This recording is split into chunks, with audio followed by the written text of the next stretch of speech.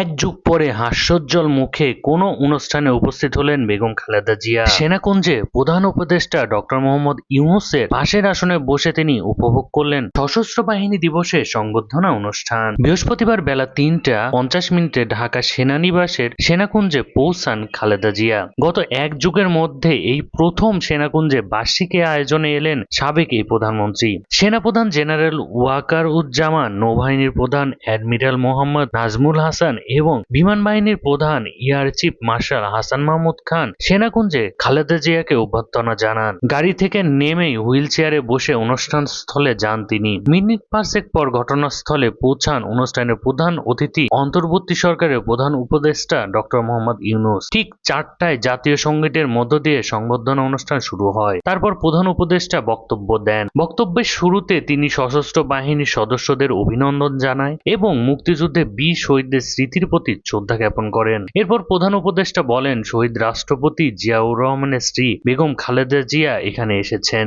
এক যুগ তিনি এখানে আসার সুযোগ পাননি। আমরা গর্বিত এই সুযোগ দিতে পেরে। দীর্ঘদিনের অসুস্থতার পরও বিশেষ দিনে সবার সঙ্গে শরিক হওয়ায় খালেদা জিয়াকে ধন্যবাদ জানিয়েছেন। তার আশু রোগ মুক্তি কামনা করেছেন প্রধান উপদেষ্টা ডক্টর মোহাম্মদ ইউনূস।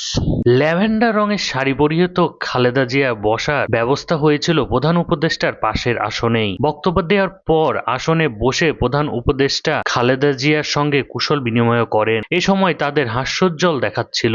বিএনপির মহাসচিব মির্জা ফখরুল ইসলাম আলমগীর ও তার স্ত্রী রাহাত আরা বেগম, দলের স্থায়ী কমিটির সদস্য মির্জা আব্বাস, গয়েশ্বরচন্দ্র রায়, আব্দুল মঈন খান, নজরুল ইসলাম খান, আমির খসরু মাহমুদ চৌধুরী, ইকবাল হাসান মাহমুদ টুকু, সেলিমা রহমান, হাফিজ উদ্দিন আহমেদ সহ আমন্ত্রিত জ্যেষ্ঠ নেতারা উপস্থিত ছিলেন এই অনুষ্ঠানে। গণফোরামের প্রতিষ্ঠাতা কামাল হোসেন, জেএসডির আসম আব্দুর রব, জামায়াতে ইসলামের শফিকুর রহমান সহ বিভিন্ন রাজনৈতিক দলের শীর্ষ নেতারা অনুষ্ঠানে এসেছিলেন। বিকেলে 3:30টায় গুলশানের বাসা ফিরোজা থেকে নিজের সাদা গাড়িতে চড়ে সেনানিবাসের উদ্দেশ্যে রওনা হন খালেদা জিয়া। গাড়িতে তার পাশে ছিলেন ছোট ছেলে আরাফাত রহমান, কোকর স্ত্রী শর্মিলা রহমান, বিএনপি স্থায়ী কমিটির সদস্য ও চেয়ারপারসনের ব্যক্তিগত চিকিৎসক অধ্যাপক এজেড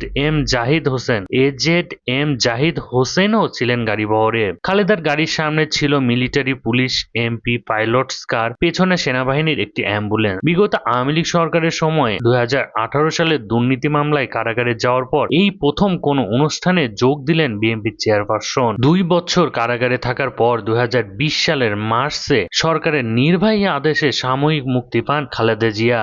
গত 5 আগস্ট আওয়ামী লীগ সরকার পতনের পর রাষ্ট্রপতি দ্বন্দ্ব মওকুফ করে তাকে মুক্তি দেন। সাময়িক মুক্তির পর থেকে তিনি কয়েক দফা হাসপাতালে ভর্তি হয়েছেন। এর বাইরে কখনো বাসা থেকে বের হননি। রাজনৈতিক কর্মসূচি বা কোনো ধরনের অনুষ্ঠানেও তাকে দেখা যায়নি। খালেদা জিয়ার এই দিন বাসা থেকে বেরিয়ে গাড়িতে ওঠার সময় রাস্তায় জড়ো হওয়া বিএনপি কর্মীরা পুরো এলাকা স্লোগানে মুখরিত করে তোলে। সেনাকুঞ্জের অনুষ্ঠানের শেষ বিকেল 5টা 25 বাসায় ফেরেন খালেদা জিয়া।